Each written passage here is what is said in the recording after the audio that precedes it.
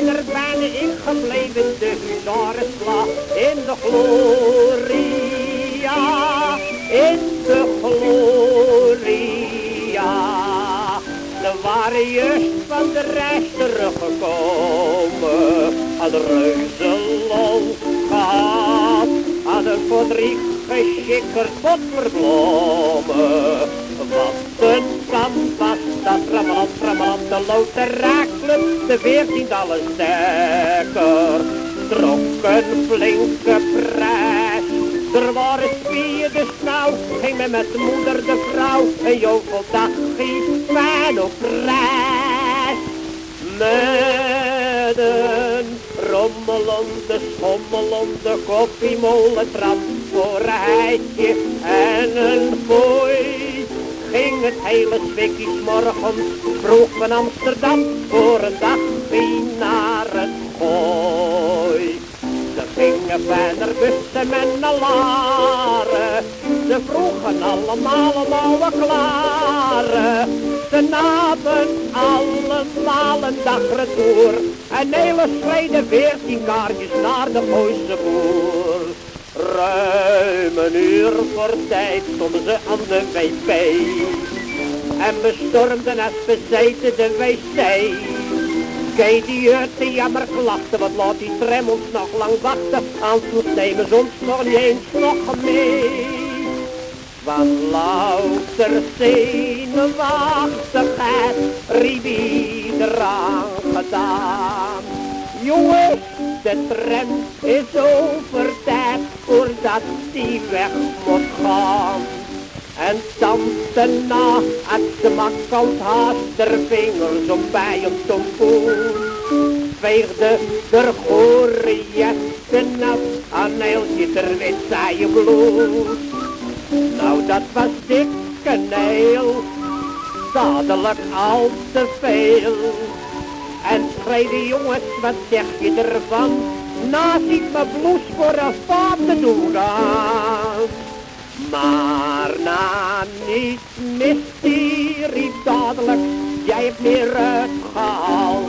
En gilde moes, jouw mooie bloes is nog niet eens betaald. En Jan de Pikker, alle schikker, riep zeg wat heb ik nou? Ik vond je maak die stond ik bont en blauw. Het eerste wat aangesproken werd, was het jenevervat. Ome Dries die zei, ga mij nou eerst een spat. En het liefst maar zo maar kaaien, want ik heb van al die jaaien nog geen druppeltje gehad, de rode mop. Zet de bleke bed, spreek jij nou al de bieten nog niet op. Kromme na en mooie lot, die hadden staan de grootste mot, over een half portie strop. En op die schone dag, het was in de mei, kwam in het Larensbos een knokpartij. Het schone feest wanneer liep plots verkeer, dan was hij met lange toon zijn vrouw gesmeerd. In het bos, in het Larense bos, lagen zij naast elkaar in het bos. Daarbij het te vrijen, dat kon zo niet leien, en stormde een razende los. Het rook een boompje uit de grond, moest en dolk ontlinden, en sloeg gele danter stond de halve neus naar binnen. En riep dat daantje woedend in een landje, je hebt aan mij verachtig nou een bandje. Zal je leren met mevrouw te smeren, want de gebakken peren zijn voor mij. Zo liet het er niet bij, en trok voor de partij. Wie sla mijn ouwes met zijn boompie, al ben je nog zo groot. Ik sla je met een poot, met het hele bos hier zo borstdood. Reken maar hoor. Het weet de reuze knokpartij zoals je zelden ziet. Na die trapte Nelis in het stol met hete biet.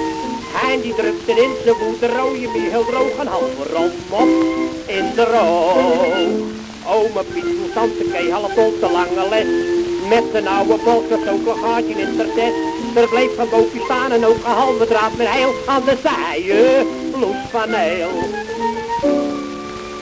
Het hele bos ging aan brand, hout door die slag. Ome Nijlers had een gescheurde lip en Tolie met een gebroken rib. Op de slag hadden ze Laren nooit gezien te rare bom. Wat was er herrie Laren door het bezoek.